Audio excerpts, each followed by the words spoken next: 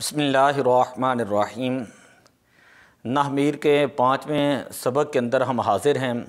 کل ہم نے یہ پڑھا تھا کہ مرکب غیر مفید کی 3 اقسام ہوتی ہیں: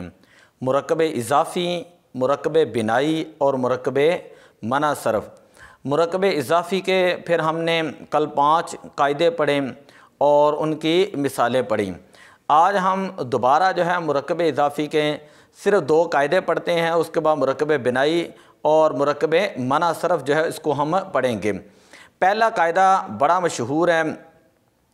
اکثر مدارس کے طلباء اور طالبات جب عبارت پڑھتے ہیں تو اس قاعدے کے اندر بہت بڑی وہ غلطی کرتے ہیں، تو لہذا ضروری ہے اس قاعدے کو جاننا تاکہ پتہ چلیں کہ یہ قاعدہ کیا ہے۔ پہلا قاعدہ ہم یہ پڑھنے لگے ہیں، اگر ابن یا ابنتن یا بنتن یہ 2 اعلام کے درمیان آ جائیں، اگر 2 یہ اعلام کے درمیان 2 ناموں کے درمیان ابن آ جائے،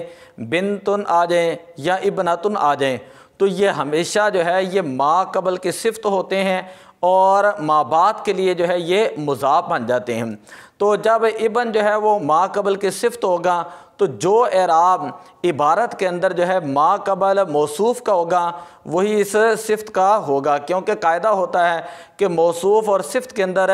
4 چیزوں کے اندر مطابقت کا پایا جانا ضروری ہے۔ ان 4 چیزوں میں سے ایک ہوتی ہے رفع، نصب اور جر کے اندر ایک ہوں، یعنی جیسے موصوف مرفوع ہے تو صفت بھی مرفوع، اگر موصوف منصوب ہے تو صفت بھی منصوب، اور اگر موصوف وہ مجرور ہے تو صفت بھی مجرور۔ اسی طرح ابن ما قبل کے تو صفت بنے گا لیکن ما بعد کے لیے یہ مضاف بن جائے گا۔ تو عبارت کو حل کرتے ہوئے یہ دیکھا جائے گا کہ ترکیب کے اندر ابن کا ما قبل وہ کیا ہے، وہ حالت رفعی میں ہے یا حالت نصبی میں ہے یا حالت جری میں ہے۔ تو جس حالت کے اندر بھی اس کا موصوف ہوگا ابنون اور ابنتن اور بنتن، ان کے اوپر اعراب بھی اسی طرح کا ہی آئے گا، جیسے کہا جاتا ہے محمد بن عبداللہ، محمد بن عبداللہ، محمد صلی اللہ علیہ وسلم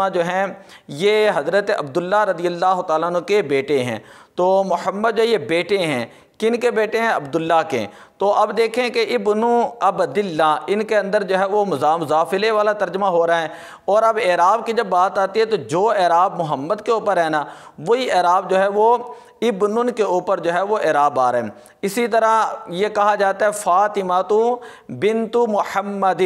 فاطمہ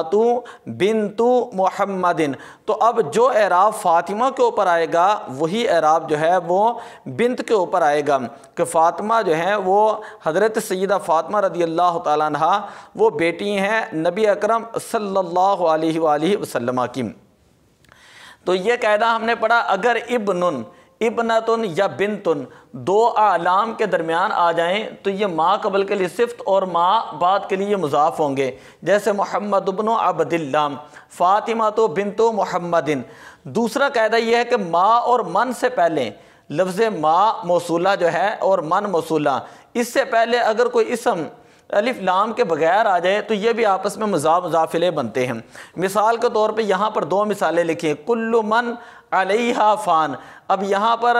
من اس سے پہلے لفظ کل ہے اور کل کے اوپر الف لام نہیں، الف لام کے بغیر ہے، تو لہذا لفظ کل مضاف بنے گا اور لفظ من یہ مضاف الیہ بن جائے گا۔ اسی طرح دوسری مثال ہے جزاء من یفعل ذالک، تو یہاں پر بھی آپ دیکھ لیں جزاء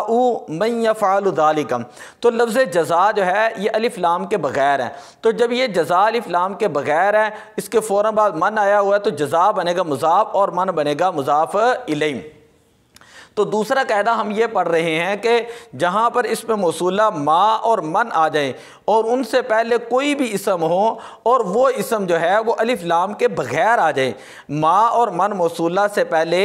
اگر کوئی بھی اسم الف لام کے بغیر آ جائے تو یہ آپس میں مضاف اور مضاف الیہ بنتے ہیں، جیسے کل من علیہا فان جزاء من یفعل ذالک۔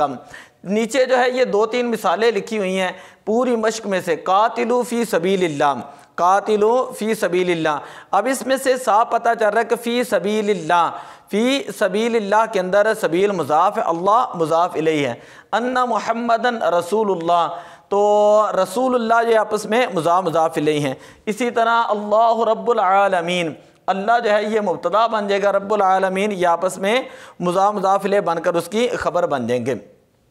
تو یہاں تک تو ہم نے انتہائی اختصار کے ساتھ یعنی اضافت کے قاعدے پڑھے، مضاف کے اور بھی بہت سارے قاعدے ہیں، لیکن ہم نے بالکل اختصار کے ساتھ کل اور آج جو ہے تھوڑے سے قاعدے پڑھے۔ دوسری بات ہے مرکب بنائی کی۔ مرکب بنائی کسے کہتے ہیں؟ مرکب بنائی اس مرکب کو کہا جاتا ہے جس میں دو جو ہے اسماء کو ملا کر ایک کیا گیا ہو اور دوسرا اسم جو ہے وہ کسی حرف پر مشتمل ہو۔ دو اسموں کو ملا کر ایک کر دیا گیا ہو اور دوسرا اسم جو ہے وہ کسی حرف کے اوپر مشتمل ہو۔ جیسے پڑھا جاتا ہے احد عشرہ، احد عشرہ، تو 11 سے لے کر 19 تک یہ جو گنتی ہوتی ہے احد عشرہ سے 19 عشرہ، یہ جو دو اسم ہوتے ہیں دونوں کو ملا کر ایک کر دیا جاتا ہے اور دونوں اسم جو ہیں یہ مبنی بر فتح ہوتے ہیں،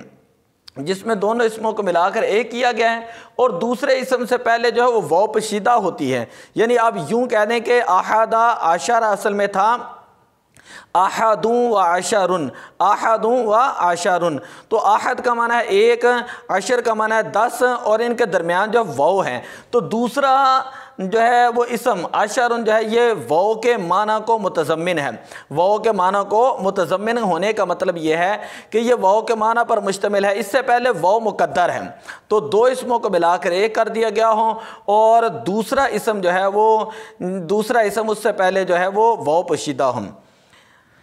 اچھا میں نے یہ بتایا کہ 11 سے لے کر 19 تک یہ دونوں جزء جو ہیں مبنی بر فتح ہوتی ہیں۔ 11 سے لے کر گنتی میں 11 سے لے کر 19 تک جو ہے وہ جو گنتی ہوتی ہے دونوں جزء مبنی بر فتح ہوتی ہیں سوائے 12 کے، سوائے 12 کے، کہ 12 اس کو 12 کو کہا جاتا ہے، یہ اصل میں تھا 12، تو اس کی پہلی جز جو ہے یہ مورب ہوتی ہے کیونکہ 12 میں نون جو ہے وہ اضافت کی وجہ سے کہتے ہیں وہ گر گیا، نون اضافت کی وجہ سے گر گیا، تو چونکہ مورب کے ساتھ اس کی ایک مشابہت پیدا ہو گئی تو پہلے جز کو انہوں نے کہہ دیا کہ یہ مورب ہے اور عشرہ دوسری جز جو ہے یہ کیا ہے؟ مبنی ہے۔ تو مرکب بنائی اس مرکب کو کہتے ہیں جس میں دو اسموں کو ملا کر ایک کیا جائے اور دوسرا اسم جو ہے وہ کسی حرف کو مشتمل ہو۔ تیسری اور آخری قسم جو ہے وہ ہے مرکب مناصرف۔ مرکب مناصرف بھی ایسے ہی ہوتا ہے کہ دو اسموں کو ملا کر ایک کیا جاتا ہے لیکن دوسرا اسم جو ہے وہ کسی حرف کو مشتمل نہیں ہوتا، جیسے حضرہ موتوں، یہ ایک یمن کا شہر ہے، تو اب جو ہے یہ دو حضرہ یہ ایک شہر کا نام تھا اور موت جو ہے یہ ایک الگ لفظ ہے، اب دونوں اسموں کو ملا کر جو ہے وہ ایک کر دیا گیا، دونوں اسموں کو ملا کر ایک کر دیا گیا تو پڑھا جاتا ہے حضرہ موتوں۔ اسی طرح پڑھا جاتا ہے بالا بکم، بالا بکم، تو یہ بال جو ہے یہ ایک بت کا نام ہے اور یہ وہ بت تھا جس کی حضرت یونس علیہ السلام کی قوم جو ہے وہ عبادت کیا کرتی تھی۔ قرآن پاک کے اندر اللہ تبارک و تعالیٰ نے ارشاد فرمایا اتدعون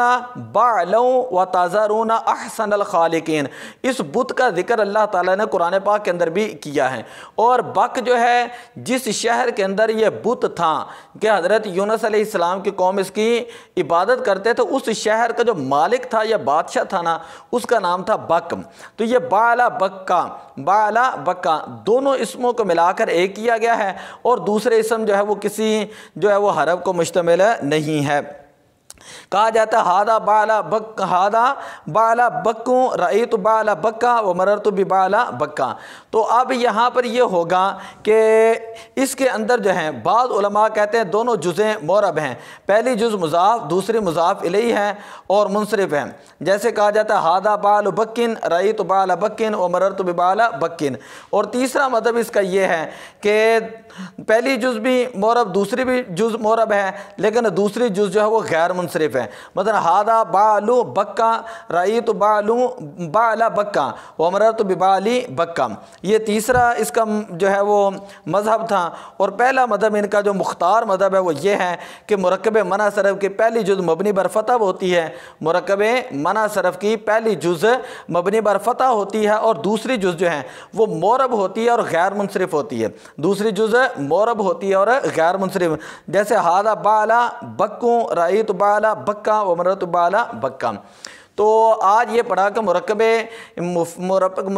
غیر مفید کی 3 قسمیں ہیں، مرکب اضافی، مرکب بنائی اور مرکب منع صرف۔ آپ یہ جو قاعدے ہیں، خاص کر ابن اور ابنتن اور بنتن کا قاعدہ، یہ بڑا اہم ترین قاعدہ ہے۔ اسی طرح اسماء موصولہ کا قاعدہ ما اور من، یہ بڑا اہم ترین آج کے سبق کے اندر یہ قاعدہ تھا، تو ان کو آپ یاد کریں، ذہنوں کے اندر رکھیں۔ تو دعا ہے اللہ تعالیٰ ہمیں جو ہے کلام اللہ کا فہم عطا فرمائے، اور اللہ تعالیٰ ہمارے قلوب و اذہان کو جو ہے وہ اپنے کلام کے نور سے منور فرمائے۔ الصلاۃ والسلام علیک یا رسول اللہ وعلی آلک و اصحابک یا حبیب اللہ۔